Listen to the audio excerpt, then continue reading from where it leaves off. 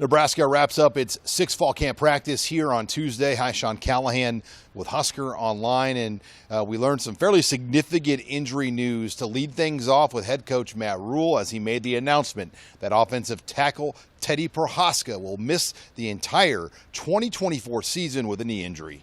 And Teddy yesterday, Prohaska, unfortunately tore his ACL as well. So not the same surgical knee, tore the other knee. So, obviously our heart breaks for both of them. But certainly Teddy now, this is, going on 4 surgeries for him. A really difficult time for him. So he was right there in the team meeting last night with an unbelievable attitude. He embodies everything we believe in, embodies what's next. He'll be a great mentor for Roger, but unfortunate. So. And for Prohaska, this is the second major knee injury he suffered since 2021. It's the other knee this time. He's also had both shoulders surgically repaired. Yeah, it was like really the first or second play of the practice yesterday. It was contact, and then he engaged with another player kind of on the side, but really just kind of put his foot in the ground. Didn't get hit in the knee, just kind of put his foot in the ground, and it just buckled. So it was on the grass fields, so wasn't in the turf. So just really unfortunate. I think all of us thought it was nothing. Thought maybe he rolled something, and unfortunately it was that. So we heard from several other players and coaches as well about the news on Prohaska. I really hate it when someone goes through an injury because, obviously I know how I feel. I feel like the team does a great job. When guys go through injury, they really push each other. Like, people come and check in on you. You know what I'm saying? Like, I checked in on Teddy today, and it's like when you see guys going through injury, they want to be out there with us. So I feel like we got to play for them. You know what I'm saying? And I felt that way. They were playing for me when I was down. You know what I'm saying? I was still supporting. And but, yeah, the team does a great job of just being hands-on with the guy that's hurt and just speaking positive and speaking life into him. The first priority is the players. Right, so anything involving the players comes before anything that we do as coaches in our personal lives. Anything, the players come first. So we're going to rally around Teddy. He's he's battled his way back from other injuries, and just another roadblock in his path. But knowing him, my relationship with him, he's going to fight back. He's going to fight back. He's not going to give up, and that's just the type of kids we have on the team. There's a few guys like, Fedoni tore his ACL twice and came back and fought back. So we have a lot of guys who's been through adversity, and they're tough guys and they fight back from those things. And as coaches and the support staff, it's just our job to support them. And Rule also confirmed on Tuesday that freshman defensive back Roger Gradney suffered a season-ending injury as well during Saturday's open practice. Roger obviously fell the other night, as you guys saw, was carted off, tore his ACL, out for the year. In other news, we heard from new secondary coach John Butler for the first time, and it was interesting just to hear how it all came together with him and Nebraska. Life changes quickly. It's the truth. And you can do one or two things. You can say yes or you can say no. You can choose to go with the opportunity that you have, or you can choose to stick with what you're doing. And to say that this was out of the blue would be probably an understatement from a standpoint of the timing, where my mindset was. But when the opportunity came, and it came quick, I've had relationships with some people in this building, and obviously was very impressed with the programs that Matt has built through the years. I was just speaking with the radio reporter, and I had a relationship with 2 of his better players when I was with the Bills, Tyler Matakevich and Deion Dawkins, and honestly, a lot of our conversations when we were there was the success they had, at Temple, and then Terrell Bernard played for Matt at Baylor. I was always curious about, how he ran that program, and everything that came from those guys was positive, and culture building and toughness and team and, all the things that I believe in. So I think that was kind of maybe a little bit of a foundation of knowledge that I had going in. But when it happened, it really just came down to I had been kind of, investigating the landscape for 5 months, and have had a lot of time to decompress and kind of think about where I was, and it was really kind of came down to the perfect timing and the perfect place. Timing was right, an opportunity to come coach at Nebraska at a storied program with great players and great coaches and great fans.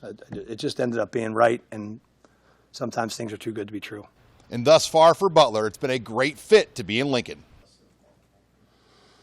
I don't know if there's been challenges as much as it's like I just said to myself when I got here, it was like, don't worry about like when I got here on the 7th. Don't worry about training camp. Like, let's just spend as much of the time today learning Tony's defense, then learning these players, and then, figuring out this program and how, like the ins and outs of it. And each day, obviously, that you do something, and when you work as hard as we do, and if you're smart enough to handle change and be able to process things, each day gets better. So, if I sat around all day long, I was like, oh my God, what am I going to do here? All I do is focus on the work, focus on the people, and focus on my experience. Thankfully, I'm, 30 years of doing this. This isn't my first rodeo. So, really just focusing and taking that day-to-day approach and relying on my experience, and then relying on the staff and the people that are here to kind of give me a guide, and then me getting to work and doing what I do best. And we talked to several other of the players as well about Butler and what he's brought to the staff. He great. I mean, he's very detailed in things. He likes fast-paced stuff. So, at first it was kind of like when we was doing drills, like it was just a little hard for me to keep up with the pace, obviously, because I haven't played football in a long time. But, I got used to it. But he's very detailed and very high, quick pace with everything. The transition be good. As soon as he came in, we talked with him. We felt out how he was as a coach. Coming from an NFL, I feel like that was good for us. He know what it takes for us to be able to get to the next level. All the years that he has, like he knows football. So I feel like that was a good transition from us to be able to get him in and be able to be our coach. Defensive line coach Terence Knighton addressed the media as well here on Tuesday as he talked more about what he wants to see from his guys. Yeah, a lot of competition in the room. You got young guys like Ashton and Keona who are getting better each day. Young guys that played last year, Cam, Riley, they're taking the next step. James Williams, Kai Wallen, Dylan Parrott, who moved over to the D-line, is flashing right now. We just got a bunch of guys who are just playing well. And, it's going to be a tough decision to make at the end of the day. But, like I said, before, we want 8, 9, 10 guys that can go out there and play at starter levels. And right now, everybody's battling for those positions. And one of those players we talked with was defensive lineman Cam Linhart, who's hoping to make a big jump as a sophomore. I feel good at this weight. I put on like 10 pounds since the season, all healthy weight. So, just being able to go out there, Big Ten football is big man football. So just extra 10 pounds be able to help me, with the run. And it's just good weight. So just Big Ten, so I'm up there keeping up with them boys. There's a lot of familiar faces as well returning, but a name that we heard a lot about here over the last week or so has been Keona Wilhite, who's caught the eye of Knighton. Athletic, physical, has the right mindset. He's a humble kid. Comes from a great family, doesn't ask for anything, just lines up and plays. You know what I mean? And, he's starting to develop his personality around the group. And starting to come into himself and be comfortable around the guys. And, like I always tell the young guys, man, the easiest way to go out there and play as a freshman is to know what you're doing and play hard. And that's what he's focusing on doing. And he's doing a great job with his nutrition. He's 270 pounds. And, he looks great. And, he's just a guy that, I have high expectations for myself and the rest of the staff. And, he just keep pushing each day, taking it a day at a time. And like I said, he's just been – he's been a sponge, to those older guys, with Kristen, Corey, just doing everything he can to help out.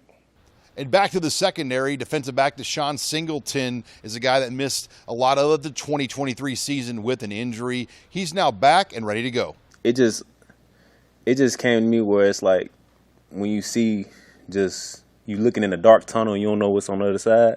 So now you just got to persevere and be persistent in what everything you're doing and just go head first into it. So that's what I really did with my rehab.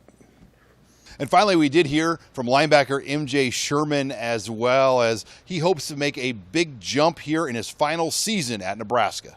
Really just where we left off in the spring. The summer we was just doing a lot of conditioning, OTAs and everything, lifting and everything like that, everything else like that. But to be honest, we just picking up where we left off in the spring. We left off spring on a really good note football-wise with the pads clicking and everything like that.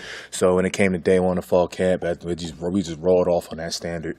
Summer was there for us to get stronger, faster, and in shape. Learn the the schematics and the mental side of football. And right now, he's just putting it all together. So, as I said, we're just picking off a spring. That's all. Huskers will be back to work here on Wednesday for their 7th practice of fall camp with the Huskers here in Lincoln. I'm Sean Callahan of HuskerOnline.com.